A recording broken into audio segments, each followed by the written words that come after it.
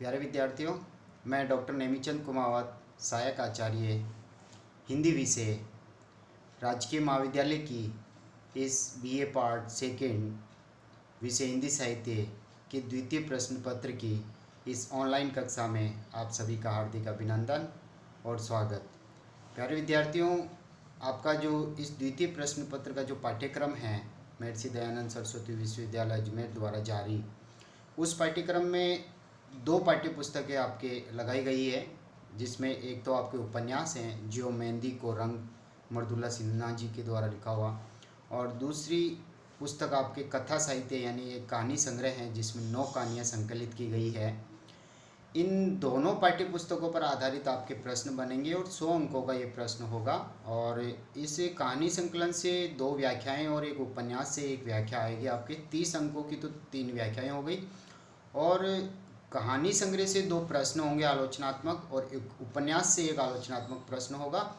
तो 15 इंटू 3 यानी 15-15 अंकों के ये 3 प्रश्न होंगे, 45 अंकों के ये 3 आलोचनात्मक प्रश्न और 30 अंक की व्याख्या। और इसके अलावा 25 अंकों का जो पाठ्यक्रम है वो हिंदी उपन्यास के उद्भव और विकास और उसके तत्व और प्रकारों से संबंधित होगा, और कहानी का उद्भव और विकास कहानी के प्रमुख तत्वों पर आधारित होगा। ये 25 अंकों का जो ये पाठ्यक्रम है उसमें एक 13 अंकों का जो प्रश्न होगा वो हिंदी उपन्यास और कहानी के उद्भव विकास और उसके तत्वों से संबंधित होगा, और 12 अंकों का जो एक प्रश्न होगा वो होगा आपके प्रमुख कथाकारों का परिचय यानी उपन्यासकारों का और कहानीकारों का एक परिचयात्मक अध्ययन। जैसे मुंशी प्रेमचंद जी को उपन्यास सम्राट कहा जाता है तो उनके उपन्यासों का परिचय दीजिए। इसी तरह से मुंशी प्रेमचंद जी एक प्रसिद्ध कहानीकार हैं, या जयशंकर प्रसाद जी कहानीकार हैं, या इसके ऊपर कैसे भी पूछ सकते हैं कि प्रेमचंद युगीन कहानीकारों पर टिप्पणी लिखिए या प्रेमचंदोत्तर उपन्यासकारों पर टिप्पणी लिखिए। तो ये जो प्रमुख कहानी और हिंदी कहानी और हिंदी उपन्यास का जो उद्भव और विकास, इनसे संबंधित 25 अंकों का ये जो पाठ्यक्रम है ये 2 प्रश्नों पर आधारित रहेगा। तो पिछली ऑनलाइन कक्षाओं में हमने जो अध्ययन किया था, आपका जो पाठ्यक्रम जुलाई माह में जो लगाया गया है, उस पाठ्यक्रम में हमने हिंदी उपन्यास का उद्भव और विकास विस्तार से 2-3 ऑनलाइन कक्षाओं में पढ़ा। उपन्यास के तत्वों को भी हमने एक ऑनलाइन कक्षा में पढ़ा है। इसी तरह से कहानी के प्रमुख तत्वों को भी हमने एक ऑनलाइन कक्षा में पढ़ा, और आज हम शुरू करने जा रहे हैं हिंदी कहानी का उद्भव और विकास, और ये लगभग 20-22 पृष्ठों का ये उत्तर है, और आपके मात्र आएगा 5 अंकों का एक प्रश्न हिंदी कहानी के उद्भव और विकास पर। तो आप इसकी समरी बना लीजिए, आपके पढ़ने के लिए काफ़ी मैटर ये आपको मैं यहाँ दे रहा हूँ, और आप इसको समरी बना लीजिए। जितना आपको याद रह पाता है उतना आप उसको तैयार कर लीजिए। तो इस ऑनलाइन कक्षा में पुनः आप सभी का हार्दिक अभिनंदन और स्वागत। हम शुरू करते हैं कहानी की परिभाषा से। यद्यपि कहानी साहित्य की सबसे लोकप्रिय एवं प्राचीन विधा है, तथापि इसकी परिभाषा के संबंध में विद्वान एकमत नहीं है। कुछ इसे प्राचीन साहित्य कथा प्राचीन भारतीय कथा साहित्य से उत्पन्न मानते हैं, तो कुछ विद्वान इसे पाश्चात्य साहित्य की देन मानते हैं। कहानी की विषय वस्तु, रचना, शैली, स्वरूप और तत्वों को दृष्टिगत रखते हुए भारतीय और पाश्चात्य विद्वानों ने कहानी को परिभाषित करने का प्रयास किया है, जो इस प्रकार से हैं। देखिए, पाश्चात्य मतों के अनुसार जो कहानी की परिभाषा है, देखिए G.H. वेल्स के अनुसार कोई भी मधुर कथात्मक रचना जो सरलता से 20 मिनट में पढ़ी जा सके कहानी कही जाती है। ये बहुत ही प्रसिद्ध परिभाषा है, इसको आप याद कर लीजिए। दूसरी परिभाषा देखिए एलरी ने लिखी है, लघु कहानी एक गुड़ दौड़ के समान होती है। दौड़ के समान कहानी में भी आरंभ और अंत अत्यंत महत्वपूर्ण होता है। इसके बाद तीसरी जो परिभाषा पाश्चात्य विद्वान ने दी है वो देखिए कि एडलर एलन पो ने यह परिभाषा दी है, लघु कथा एक ऐसा आख्यान है जो इतना छोटा होता है कि एक ही बैठक में पूरा पढ़ा जा सके तथा पाठक पर एक प्रभाव को ही उत्पन्न करने के लिए रचा गया हो। इन तीनों परिभाषाओं में से कोई सी भी एक परिभाषा आप याद रख लें। 1 नंबर वाली परिभाषा सबसे, वेल्स जी की दी हुई परिभाषा सबसे आसान और सरल रहेगी आपके याद करने के लिए। अब हम चलते हैं भारतीय मतों की ओर। भारतीय मतों में देखिए पहली परिभाषा जयशंकर प्रसाद जी ने दी है, और बड़ी इम्पोर्टेंट परिभाषा है ये भी। जयशंकर प्रसाद जी ने लिखा है कि सौंदर्य की एक झलक का चित्रण करना और उसके द्वारा इसकी सृष्टि करना ही कहानी का लक्ष्य होता है। दूसरी परिभाषा मुंशी प्रेमचंद जी की है, आप चाहें तो इसको याद कर ले अच्छी तरह से। यानी भारतीय मतों के अनुसार एक कहानी की परिभाषा याद कर लें आप, और दूसरी पाश्चात्य मतों के अनुसार भी एक परिभाषा याद कर लें। 2 परिभाषाएं देना आपका पर्याप्त होगा। सबसे उत्तम कहानी वह होती है जो किसी मनोवैज्ञानिक सत्य पर आधारित हो। ये परिभाषा प्रेमचंद जी ने दी है, इसको भी प्यारे विद्यार्थियों आप याद कर लें। तीसरी परिभाषा की ओर हम बढ़ते हैं। जैनेन्द्र कुमार जी ने परिभाषा दी है, कहानी तो एक भूख है जो निरंतर समाधान पाने की कोशिश करती है। हमारे अपने सवाल होते हैं, शंकाएं होती है, चिंताएं होती है, और सभी उनका उत्तर समाधान खोजने का, पाने का सतत प्रयत्न करते रहते हैं। कहानी उस खोज के प्रयत्न का एक उदाहरण है। ये जैनेन्द्र जी की परिभाषा है। और एक चौथी परिभाषा और देखिए, गल्प एक ऐसी रचना है, ये मुंशी प्रेमचंद जी ने एक और परिभाषा दी है। गल्प यानी कहानी, कथा एक ऐसी रचना है जिसमें जीवन की किसी एक अंग या किसी मनोभाव को प्रदर्शित करना ही लेखक का उद्देश्य रहता है। उसके चरित्र, उसकी शैली, उसका कथा विन्यास उसी एक भाव को पुष्ट करते हैं। अतः कहानी अपने लघु कलेवर में जीवन के विविध प्रश्नों को समाविष्ट करते हुए उनका समाधान खोजने का प्रयास करती है। तो आप इन दोनों में से एक एक परिभाषाएं आप याद कर लें अच्छी तरह से। अब हम आगे बढ़ते हैं कहानी की परिभाषाओं के बाद। हिंदी कहानी का पूर्व इतिहास, इसको हम भूमिका के रूप में ले सकते हैं, पूर्व पीठिका कह सकते हैं, पृष्ठभूमि कह सकते हैं। कहानी उतनी ही पुरानी है जितनी मानव की बोली या भाषा। जब से मनुष्य ने कहना सीखा है तभी से कहानी का भी प्रारंभ हो गया। अतः भारतीय साहित्य में कहानी की परंपरा अत्यंत प्राचीन है। संस्कृत कथा आख्यानों से प्रवाहमान ये धारा प्राकृत और अपभ्रंशकालीन साहित्य तक कथा, गल्प, आख्यानिका, लोक कथा एवं लघु कथा आदि नामों से चर्चित रही है। अतः मानव सभ्यता के आदिकाल से ही कहानी कहने की परंपरा किसी न किसी रूप में प्रचलित रही है। और विश्व के प्राचीनतम उपलब्ध ग्रंथ ऋग्वेद में भी यम यमी की कहानी, पुरूरवा उर्वशी की कहानी, नल दमयंती आदि के संवादों में कहानी के बीजों को खोजा जा सकता है।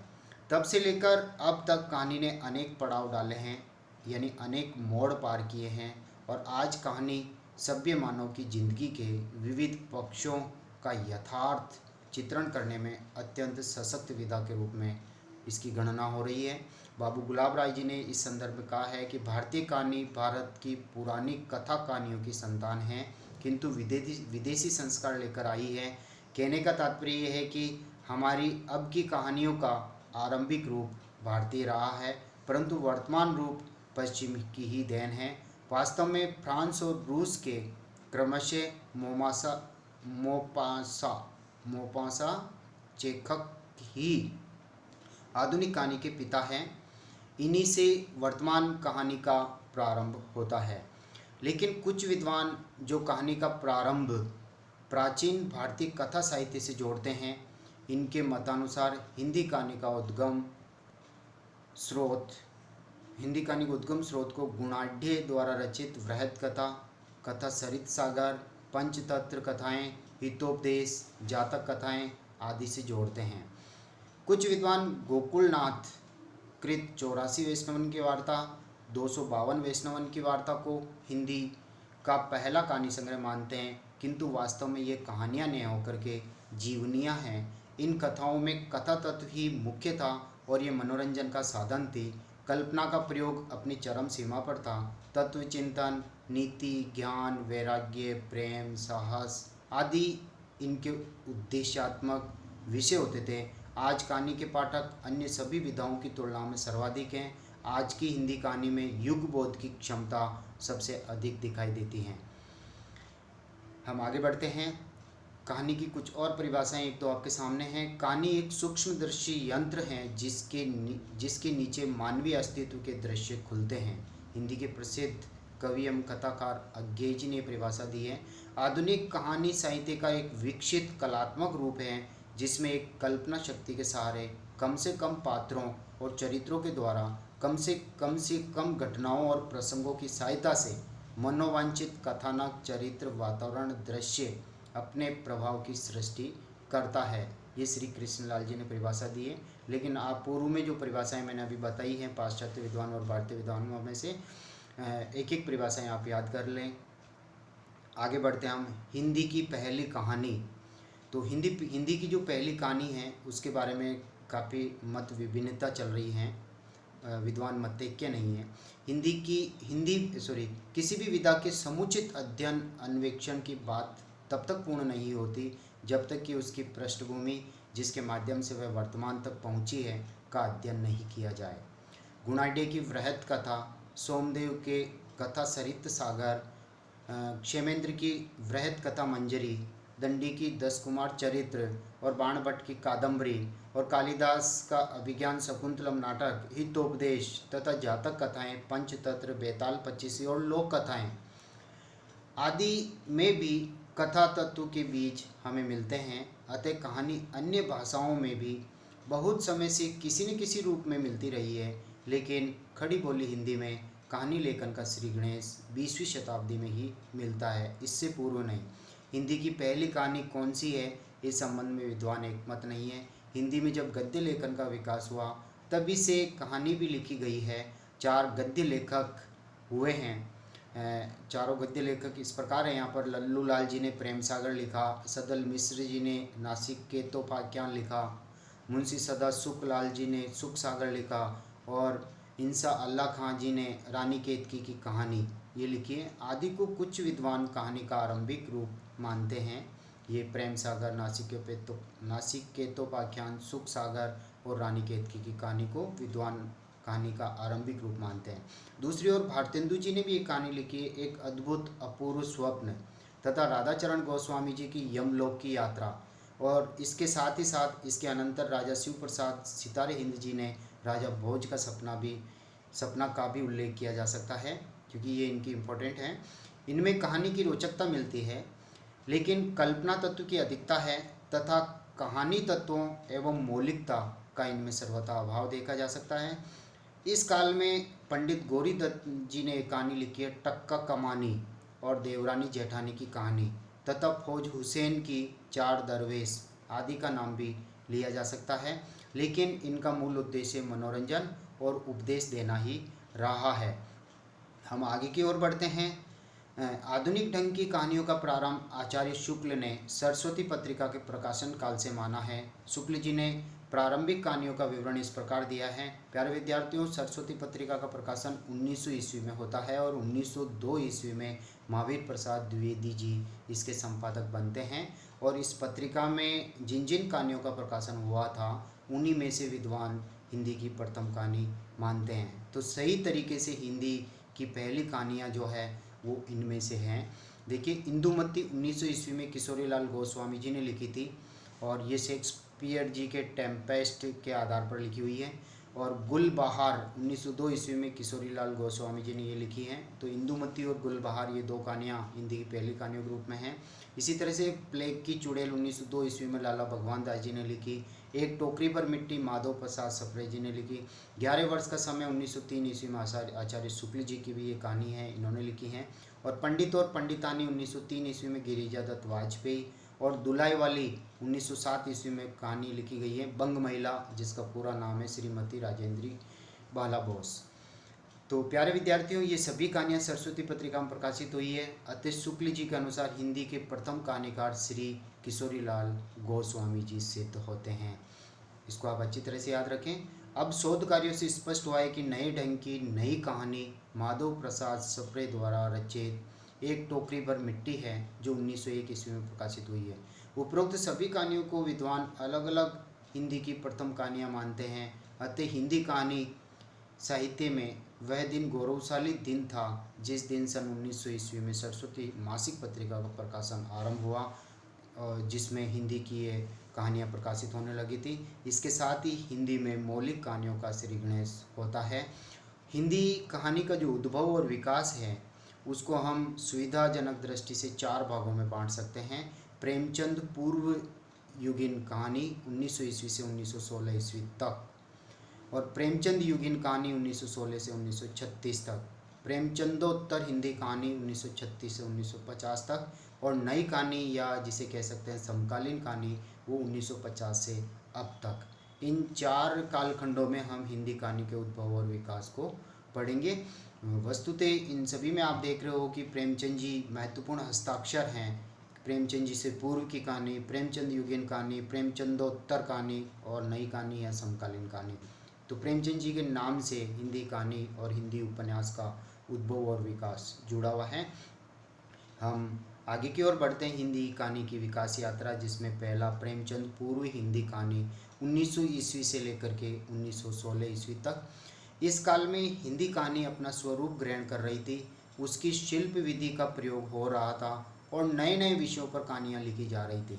हिंदी की प्रथम कहानी के अंतर्गत जिन कहानीकारों का उल्लेख हमने अभी पूर्व में किया है, इनके अतिरिक्त इस काल में और भी कहानियाँ लिखी गई है, जो इन सभी का उल्लेख जो अभी हमने पहले हिंदी की प्रथम कहानी के रूप में पढ़ा और अभी ये कहानियाँ पढ़ रहे हैं, ये सारा का सारा जो सारी की सारी विषय वस्तु है जो प्रेमचंद पूर्व युगीन कहानी में आती हैं 1900 से 1916 ईस्वी तक के समय में, क्योंकि उनका प्रकाशन भी सरस्वती पत्रिका का प्रकाशन